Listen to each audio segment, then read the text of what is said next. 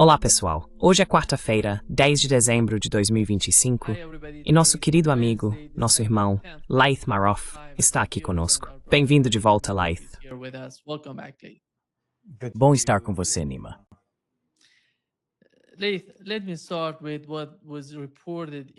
Laith, deixe-me começar com o que foi relatado em um dos jornais israelenses mais importantes. O nome do jornal é Yedioth Ahronoth. Eles estão falando sobre Ahronoth, sim. E Laith, a avaliação deles sobre o Hezbollah e seu comportamento parece ser que o motivo pelo qual o Hezbollah não está respondendo aos ataques israelenses é porque estão se preparando para um conflito de longo prazo com Israel, fortalecendo suas capacidades. E se responderem, será de forma contundente. Qual é a situação do Hezbollah e qual é a mentalidade em relação a responder ao que Israel está fazendo no Líbano?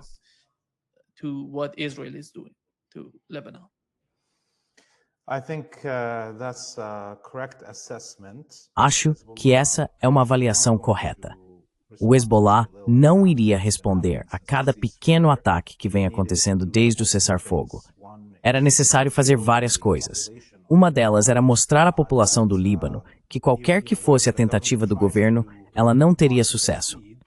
Então deixaram o governo libanês tentar obter das garantias europeias e americanas do cessar-fogo o cumprimento de suas promessas. Eles também queriam que as pessoas vissem o que está acontecendo na Síria, o que está acontecendo em toda a região, o que aconteceu em Gaza com o cessar-fogo. Então esse é um ponto.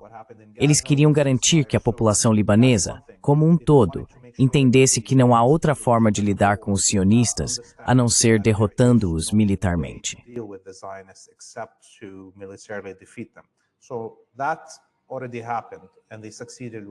Então, isso já aconteceu, e eles tiveram sucesso nisso.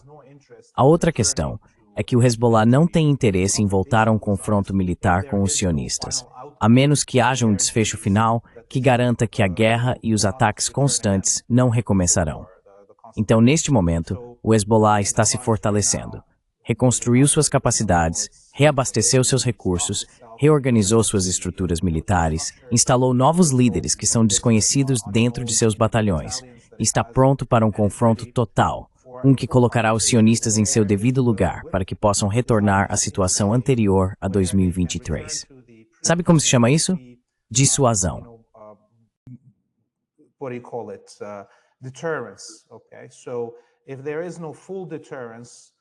Certo, então, se não houver uma dissuasão total dos sionistas, não faz sentido confrontá-los. Acho que este jornal finalmente entendeu para o que o Hezbollah está preparado. E se houver um retorno a uma guerra em grande escala, não será de um dia, nem de 2 dias, nem mesmo de 66 dias. Lembre-se, da última vez, durante a guerra de 2023-2024, houve um confronto de 66 dias, o mais longo entre o Hezbollah e os sionistas. Durante esse período, o Hezbollah conseguiu impedir o avanço que os sionistas tentavam realizar. Então, desta vez, provavelmente será ainda mais longo, e o Hezbollah terá que vencê-lo para garantir que os sionistas fiquem dissuadidos para sempre.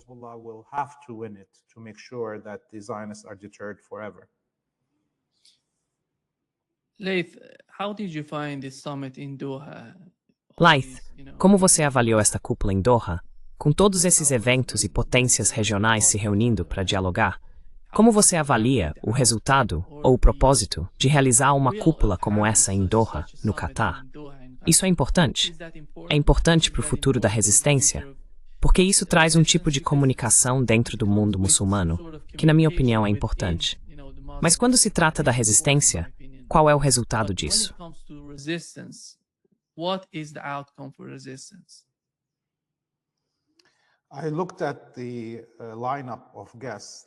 Eu olhei a lista de convidados que falaram, e isso é meio que um indicativo do mundo em que vivemos.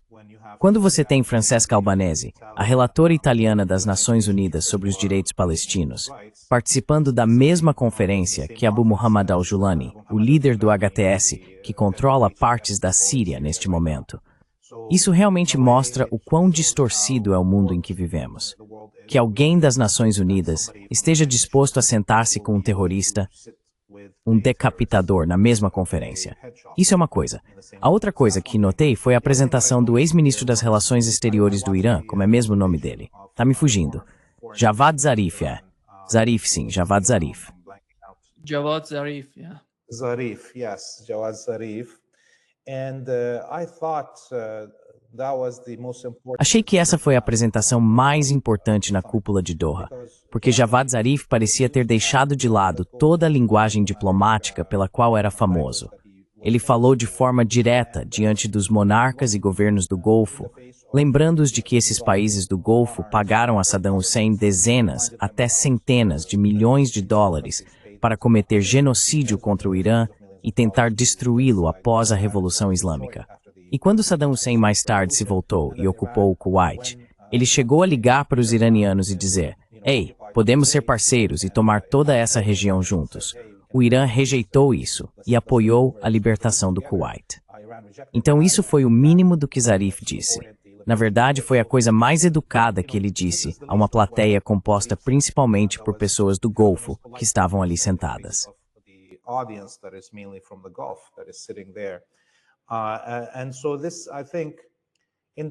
E isso, eu acho, indica que o lado liberal do governo iraniano, ou aqueles que pertencem ao mesmo tipo de movimento que Zarif, aqueles que tentaram negociações por décadas com o Ocidente e com o Golfo, agora chegaram ao fim da linha.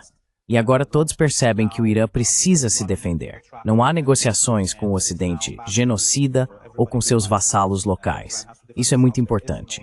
Sabe, o fato de Zarif falar dessa forma tão direta significa que não há mais ninguém dentro da elite política do Irã disposto a tentar negociar com o Ocidente sobre a questão nuclear, e que o Irã está pronto para qualquer guerra que venha. Está se preparando e entende que será atacado, que até mesmo seus vizinhos provavelmente conspirarão contra ele. Então acho que esse é o ponto mais importante sobre essa cúpula de Doha. So this is, I think, the most important thing about this Doha summit. Outra coisa, Laith, quando se trata da região e das políticas do Irã, aprendemos com a grande mídia ocidental, eles estão sempre falando sobre como o Irã quer dominar a região e tudo mais. Dizem que o principal motivo dos atos de resistência é a dominação iraniana. Mas eu não vejo dessa forma. Quando se trata do Iêmen, quando se trata do Hezbollah, esses são países independentes. Por exemplo, no Líbano, são os próprios libaneses que decidem seu futuro e se defendem. Ou no caso do Iêmen, eles não estão pedindo ao Irã o que fazer. Fazem o que acham certo, de acordo com suas próprias políticas e estratégias. Mas como você vê isso repercutindo entre os Estados Árabes, entre os líderes desses países? Há alguma evidência real ou motivo para acreditar que o Irã quer dominar a região? Qual seria o objetivo final disso? What is the end game of that? Look, if I was in charge in Iran, Olha, se eu tivesse no comando no Irã, eu teria realmente dominado a região abertamente. E sabe, na minha cabeça, essa tem sido uma das fraquezas do governo iraniano. Ou é o Irã, ou são os Estados Unidos que ocupam o Iraque. Essa é a verdade agora. Então que seja o Irã a fazê-lo. Ou é o Irã, ou são os americanos, os israelenses e os turcos que ocupam a Síria. Que seja o Irã a fazê-lo. Mas o governo iraniano não quer fazer isso, infelizmente, na minha opinião. A maioria das pessoas diria que é bom o Irã não fazer isso. Mas no caso do Iêmen, do regime Houthi, do movimento Ansarullah e do Hezbollah no Líbano,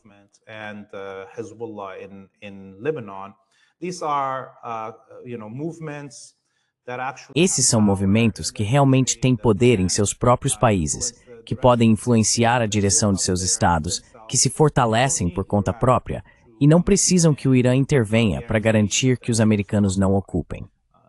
É por isso que mencionei a Síria e o Iraque quando falo sobre interferência direta do Irã.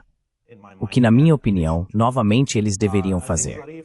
Acho que Zarif, em seu discurso, mencionou isso especificamente. Veja, o Irã não está mais na Síria, mas todos esses problemas ainda existem. Por que ninguém mais fala sobre eles? O Irã não está no Iraque. O Irã não está interferindo em nenhum dos países do Golfo, nem no Sudão ou na Líbia.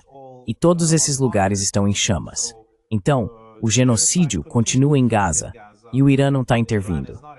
Onde está então toda essa conversa de que o Irã é responsável pelos problemas da região?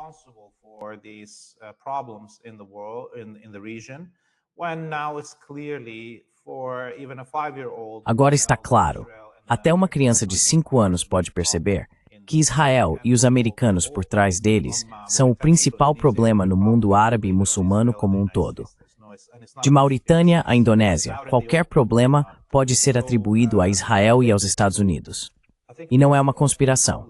Está tudo às claras. Então acredito que a maior parte do público no mundo árabe e muçulmano, qualquer pessoa que tenha sido de alguma forma enganada por essa propaganda anti-xiita e anti-Irã, que os países do Golfo, os sionistas e os americanos difundiram nos mercados árabes e muçulmanos ao longo dos últimos 20 e tantos anos.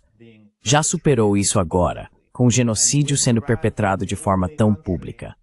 E com o Irã sendo o único país que realmente veio em defesa do povo em Gaza, além, é claro, dos movimentos de libertação no Líbano, no Iraque e no Iêmen, que não são grandes planos.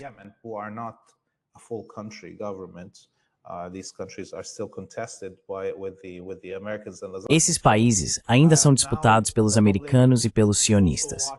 Então agora o público está observando, no mundo árabe e muçulmano, como nenhuma democracia foi alcançada na Síria com a remoção do presidente Assad. Nenhuma democracia foi alcançada na Líbia. Nenhuma democracia foi alcançada no Sudão. Nenhuma democracia foi alcançada no Iraque. Agora, portanto, o peso da Primavera Árabe e da propaganda que a acompanhou mudou. Acho que, de certa forma, o eixo da resistência, sua posição diante dos povos árabes e muçulmanos, está muito mais forte hoje do que há 2 ou 3 anos, por causa do genocídio que ocorreu. Porque o eixo da resistência foi o único que veio em defesa dos palestinos e por causa da queda da Síria e de ela ter se tornado um campo de jogos para os sionistas.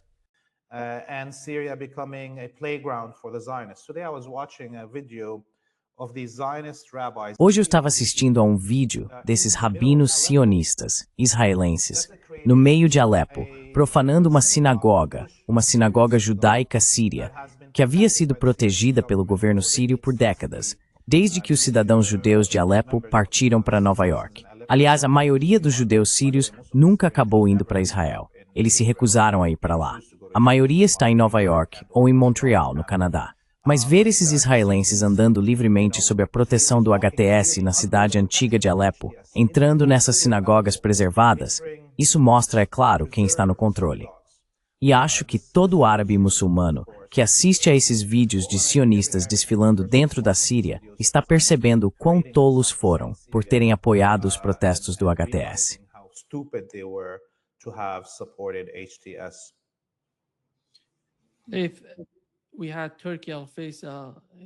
Se tivéssemos Turki al-Faisal, você sabe, o ex-chefe de inteligência da Arábia Saudita, ele disse que a maior ameaça à estabilidade da região é Israel, não o Irã.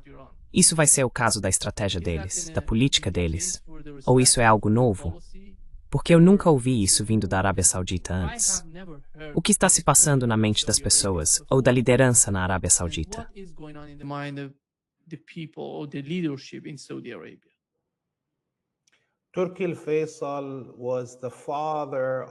Turki al-Faisal foi o pai dos planos das esquadrões da morte wahhabitas.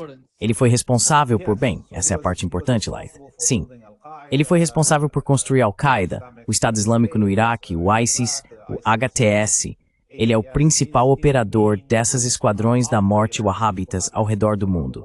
Desde o Al-Shabaab na Somália até o Boko Haram na Nigéria, junto com os americanos e israelenses. Mas ele é meio que o elo mais forte dentro dessa rede de inteligência por causa do quanto os pregadores wahhabitas estavam sob seu controle. Os pregadores dessas mesquitas que recrutavam essas esquadrões da morte wahhabitas.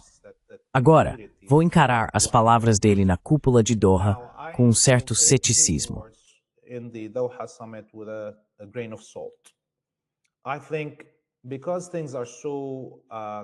Acho que como as coisas estão tão claras agora para a maioria dos árabes e muçulmanos, que essas esquadras da morte wahhabitas nunca lutarão contra Israel, e que o Irã e os xiitas do mundo árabe foram os defensores da mesquita sagrada de Al-Aqsa e dos palestinos em Gaza contra o genocídio, Isso realmente enfraqueceu as capacidades de propaganda do culto wahhabita para recrutar contra a resistência no mundo árabe e muçulmano. Portanto, tem que haver, pelo menos para Turki al-Faisal e esses líderes na rede de movimentos wahhabitas, alguma mudança em sua propaganda para não perder completamente a batalha.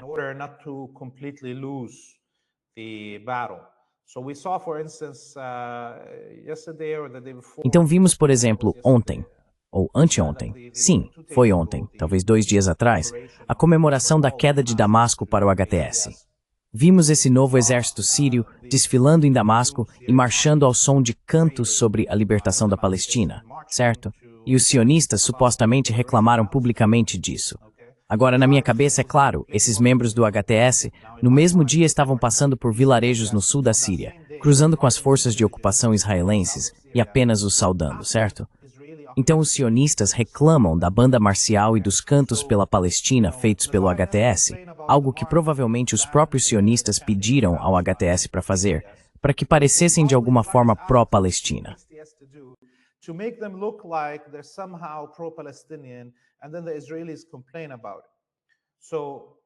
E então os israelenses reclamam disso. Eu vejo isso da mesma forma. Quando falo sobre Turki al-Faisal dizendo essas palavras, é apenas uma mudança nas táticas de propaganda. Mas, nos bastidores, os sauditas, os emiradenses, os catarianos, os kuwaitianos, os bahreinitas e seus serviços de inteligência ainda estão trabalhando para recrutar esquadrões da morte wahhabitas para tentar atacar o Irã a partir do Baluchistão, do Afeganistão e do Azerbaijão. Tudo isso ainda continua. Portanto, não acho que ninguém deva se deixar enganar por essa mudança nas táticas de propaganda.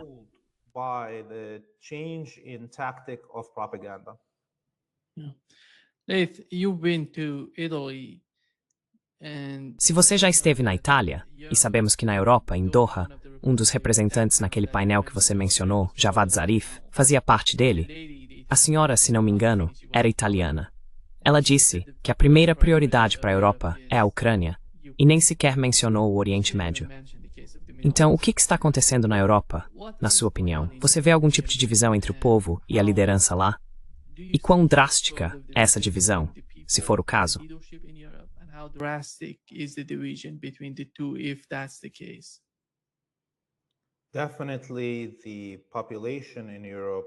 Definitivamente, a população na Europa está totalmente em desacordo com a elite e os governos.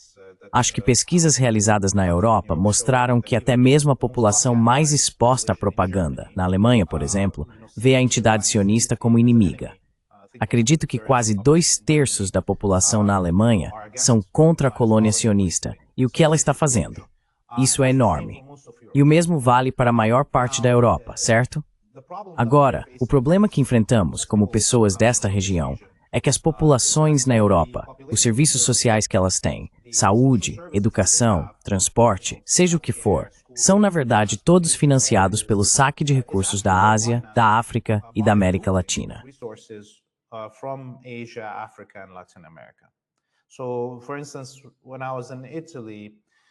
Por exemplo, quando estive na Itália, provavelmente o lugar com os movimentos anti-guerra e anti-imperialistas mais ativos da Europa, com greves a cada 2 dias, vi manifestações em Gênova, Milão e Roma, com centenas de milhares de pessoas e os sindicatos em greve no Dia Internacional de Solidariedade com o Povo Palestino, em 27 de novembro.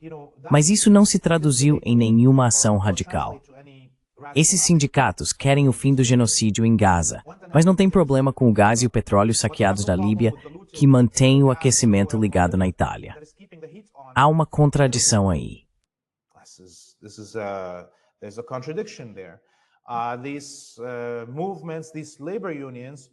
Esses movimentos, esses sindicatos, estão pedindo a suspensão da venda de armas da Itália para a colônia sionista. A Itália, aliás, é o 3º maior vendedor de armas para os sionistas, depois dos Estados Unidos e do Reino Unido, e da Alemanha. Então, onde estão esses sindicatos com seus membros trabalhando nas fábricas que produzem essas armas? Eles não estão pedindo que seus membros parem de trabalhar.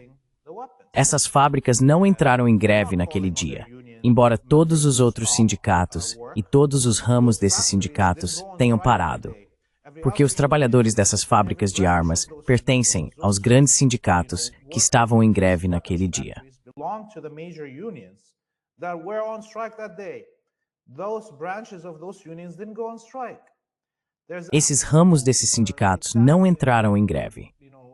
Há cidadãos italianos dentro da colônia sionista, parte do grupo Leonardo Industries, o maior fabricante de armas da Itália, que estão realmente construindo armas dentro de Israel. A Leonardo tem fábricas de armas lá. O que esses italianos estão fazendo se realmente querem o fim do genocídio cometido em seu nome? Um genocídio realizado com armas produzidas em seu próprio país. O que eles estão fazendo além de participar de greves ou manifestações? Eles precisam entrar nessas fábricas e fechá-las. Precisam levar suas elites à justiça.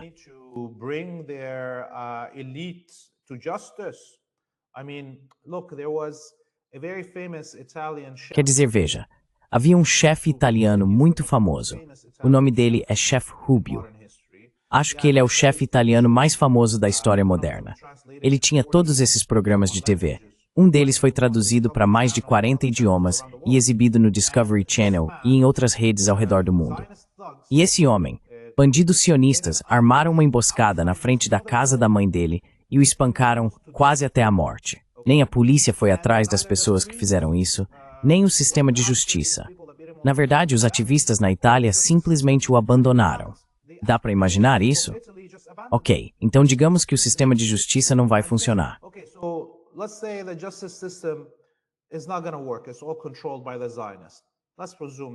É tudo controlado pelos sionistas. Vamos presumir isso. Ou que a polícia é controlada pelos sionistas na Itália. Bem, você é italiano. Eu sei que você pode fazer algo mais. Eu sei que isso é uma vida de máfia. Por que não houve nenhuma retaliação contra, digamos, o produtor de mídia judaico-italiano mais visível? A mesma coisa, preparar uma emboscada na frente da casa da mãe dele e fazer alguma coisa. O que está acontecendo aqui? Como podemos deixar isso acontecer e simplesmente seguir como se nada fosse? Porque agora os sionistas acham que podem matar um italiano em Gaza. O que fizeram? Vittorio Arrigoni, mártir, Vittorio Arrigoni, foi morto pelos israelenses em 2009 dentro de Gaza.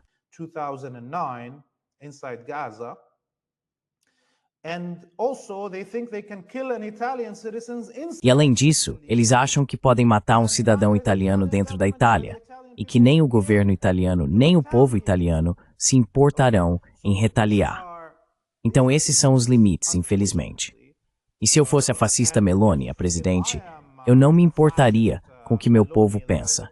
Se eles são todos covardes assim, se eu posso fazer o que quiser, eles podem ir para a rua, fazer uma manifestação e depois voltar para a fábrica e produzir armas para mim. Por que eu me importaria, como primeira-ministra ou presidente da Itália, com as opiniões da minha população?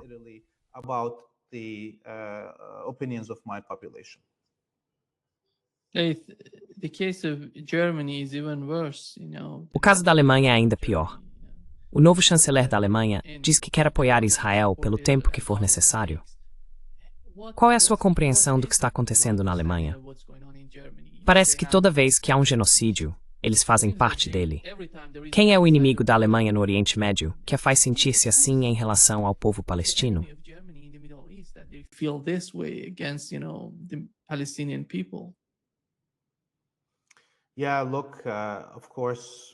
Sim, veja, claro. Toda vez que eu vejo como a polícia na Alemanha lida com os manifestantes, eu penso, sabe, os israelenses não precisam enviar brutamontes, como fizeram na Itália, para espancar o chefe Rubio. Aliás, eram realmente brutamontes israelenses, que pegaram um avião em Tel Aviv, pousaram em Roma, bateram nele e voltaram. Os israelenses não precisam fazer isso na Alemanha. A polícia alemã está espancando crianças até deixá-las em pedaços. Todo dia eu vejo esses vídeos e penso, meu Deus, esses são brutamontes de verdade, pela forma como tratam esses manifestantes e as mulheres e crianças nessas manifestações. Então, é um país fascista.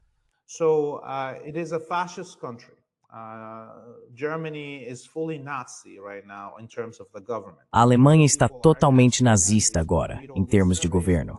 Claro, o povo é contra isso. Dá para ver em todas essas pesquisas. Mas, novamente, a população não está fazendo nada. É pior do que durante o Holocausto, durante o regime nazista. porque naquela época havia 70 mil alemães que pegaram em armas contra os nazistas. Onde estão esses alemães hoje para pegarem armas contra os fascistas no poder, os sionistas nazistas que comandam o governo? Eles não estão em lugar nenhum. Então, claramente acho que há um controle fascista mais estável na maioria das sociedades europeias agora do que havia quando o Estado tinha o poder.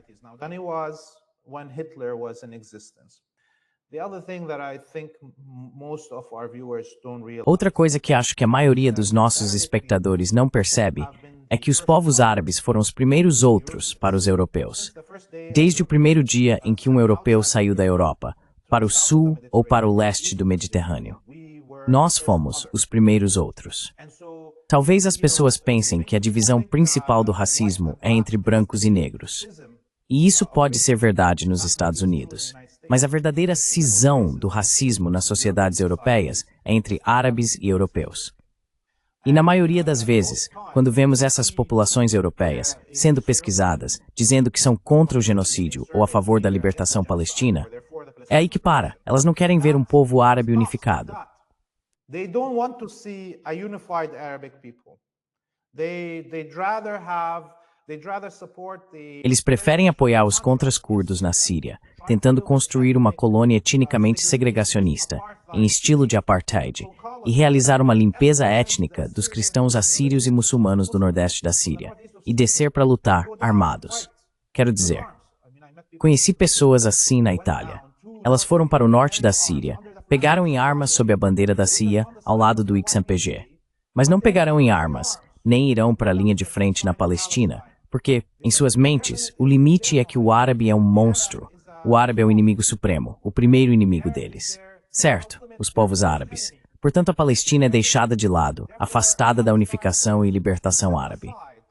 Away from Arabic unification and liberation. And the minute you say to these Europeans, E no momento em que você diz a esses europeus, mas você sabe, a Palestina não pode existir se não estiver unificada com o Líbano e a Síria, eles reagem. Ah, você é um nacionalista árabe, do que está falando? Mas eles não têm problema em apoiar nacionalistas curdos, mesmo que estejam praticando limpeza étnica e cometendo genocídio contra milhões de armênios, gregos, assírios e árabes. Tudo bem. Mas árabes se unindo e formando um Estado árabe unificado, isso é nacionalismo. Então existem essas limitações quando lidamos como povos árabes, como povos muçulmanos, com os europeus. Há essa limitação.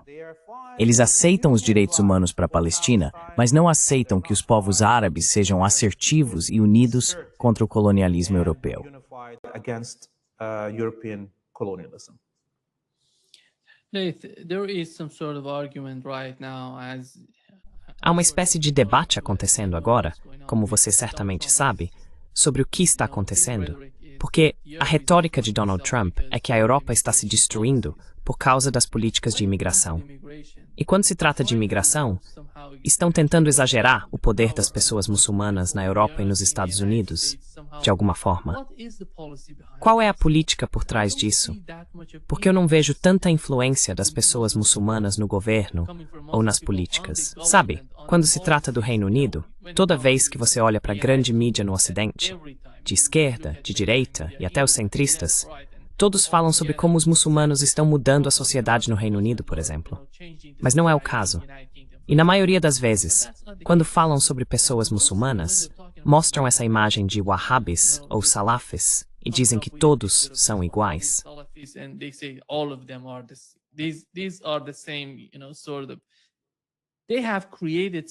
Eles criaram uma imagem em que tentam retratar todos os muçulmanos como sendo iguais, como wahhabitas, salafistas, Daesh ou qualquer outro rótulo que possam usar.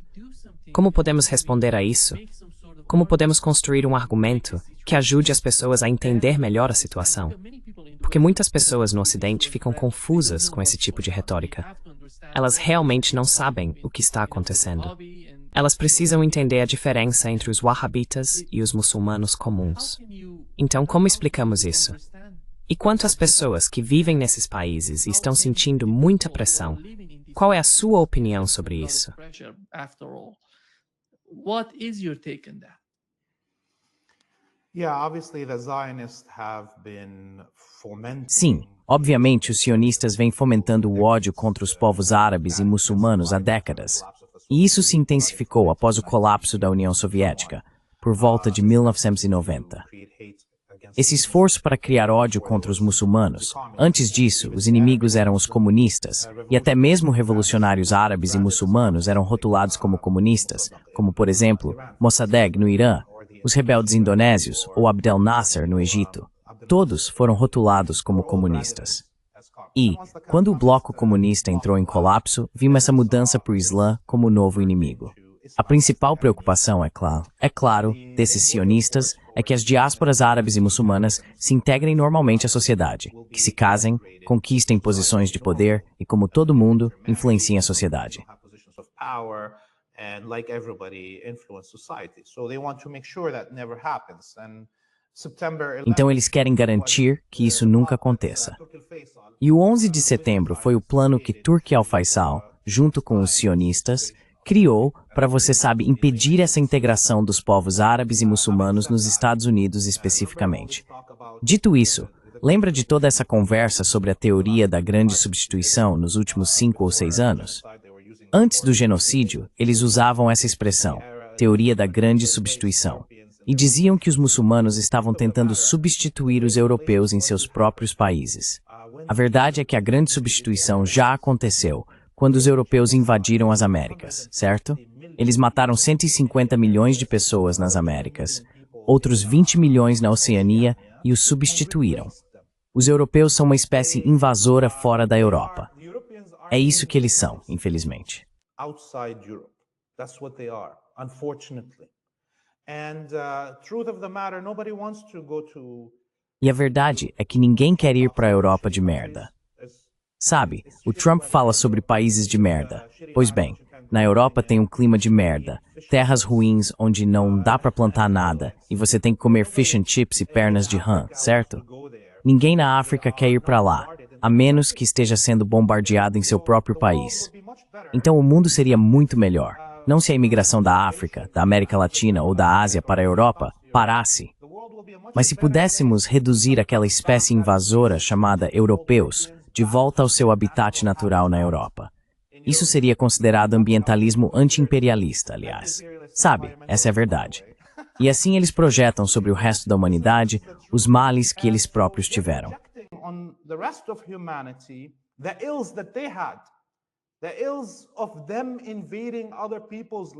Os males de invadir as terras de outras pessoas, substituir culturas e cometer genocídio, transformando as Américas em uma terra branca e cristã, em vez de serem asteca, maia ou o que quer que fosse.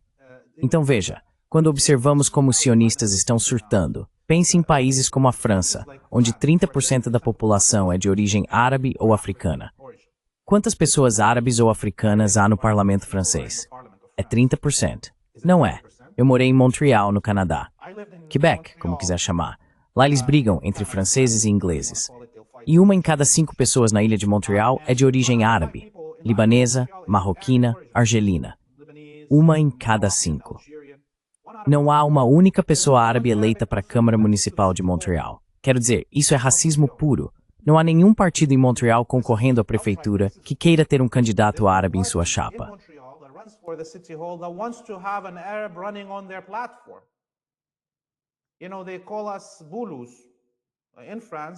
Sabe, eles nos chamam de Boulous na França e em Quebec, o que é como a palavra com N para os árabes lá. O racismo está, sabe, enraizado. As únicas pessoas árabes ou muçulmanas que acabam na política no Ocidente são aquelas que beijaram o anel e foram avaliadas desde os tempos de universidade para serem 100% sionistas. Eu conheço algumas dessas pessoas que agora são membros do parlamento no Canadá, pessoas que eu conhecia da universidade.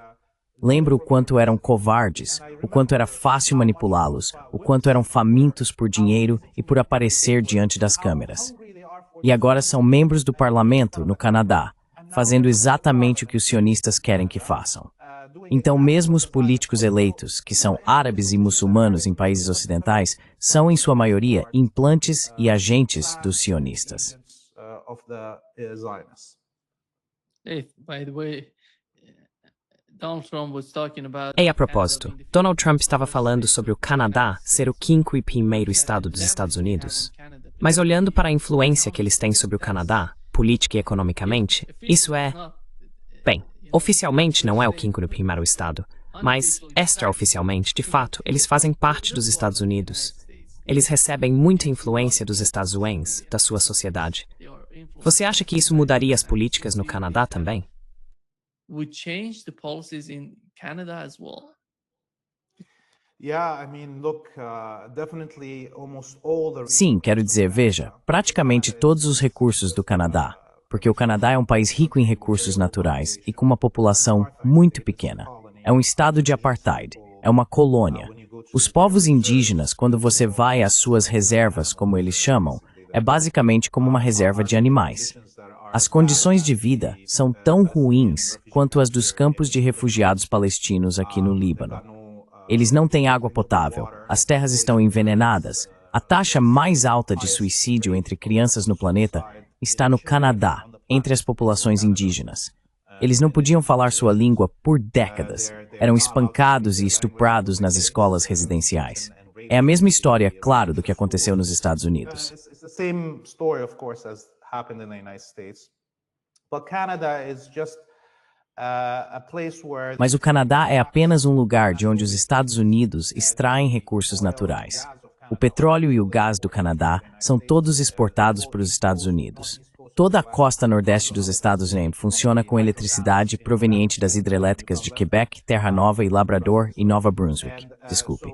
E então, aliás, aquelas areias bituminosas, como são chamadas, são um tipo de petróleo misturado com a camada superficial do solo. É possível ver o projeto das areias bituminosas no Google Earth. É o maior projeto industrial da história humana em termos de quilômetros quadrados. Eles estão simplesmente devastando florestas inteiras e removendo toda a camada superficial do solo para produzir esse petróleo. Esse petróleo só serve para uma coisa: abastecer navios com diesel pesado. Portanto, a maior parte da marinha dos Estados Unidos funciona com petróleo das areias bituminosas canadenses. runs on the Canadian tar sand oils. If the indigenous people block... Se os povos indígenas bloquearem esses oleodutos, como fizeram na década passada, como foi mesmo Standing Rock, a marinha americana ficaria meio presa onde está, sem aquele petróleo. Então o Canadá tem uma posição muito importante.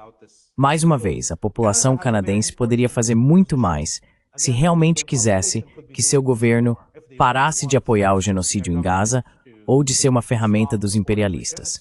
É muito simples. Os canadenses, na verdade, têm poder de ação que não percebem que têm. Se cortassem o fornecimento de petróleo e eletricidade para os Estados Unidos ficariam de joelhos e o império não conseguiria projetar poder. Então, de certa forma, sim, o Canadá é o 5º estado, quer anunciem isso ou não. E a população canadense, se quiser mudar isso, é melhor agir. And the Canadian population, if they want to change that, they better take action. Sim. It's a proud life, por the strange, Scrooge Pace, Coa. Great pleasure, as always. Muito obrigado, Nima. Até a próxima semana. Yeah, please hit the like button and go to the Free Palestine. Sim, por favor, que se não puderem curtir, e acesse freepalestine.video para apoiar Life. Muito obrigado, Life.